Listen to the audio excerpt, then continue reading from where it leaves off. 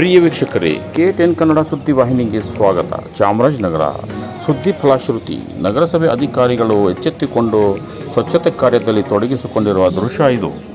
ನಗರದ ದೊಡ್ಡಂಗಡಿ ಬೀದಿಯಲ್ಲಿ ಮಧ್ಯರಾತ್ರಿ ಸ್ವಚ್ಛತಾ ಕಾರ್ಯ ನಿರ್ವಹಿಸುತ್ತಿರುವುದು ಪೌರಾಯುಕ್ತರು ಮತ್ತು ಅಧಿಕಾರಿ ವರ್ಗದವರು. ಹಳೆರಾಯ ಆರ್ಭಟವಾದರೆ ಮಾತ್ರ ಕಾರ್ಯನಿರ್ವಹಿಸಬೇಕೆಯೇ? ಅಧಿಕಾರಿಗಳ ಕರ್ತವ್ಯಗಳೇನು? ಅವರು ಬೀದಿಗಳನ್ನು ಸ್ವಚ್ಛತಾ ಕಾರ್ಯ ನಿರ್ವಹಣೆ ಮಾಡದೆ ಇಂತಹ ತುರ್ತು ಸಂದರ್ಭದಲ್ಲಿ ಮಾತ್ರ ಬೀದಿಗೆ ಇಳಿದು ತುರ್ತು ಸಂದರ್ಭದಲ್ಲಿ ಮಾತ್ರ ಕೆಲಸ ನಿರ್ವಹಿಸುತ್ತಿರುವುದು ಎಷ್ಟು ಸರಿ?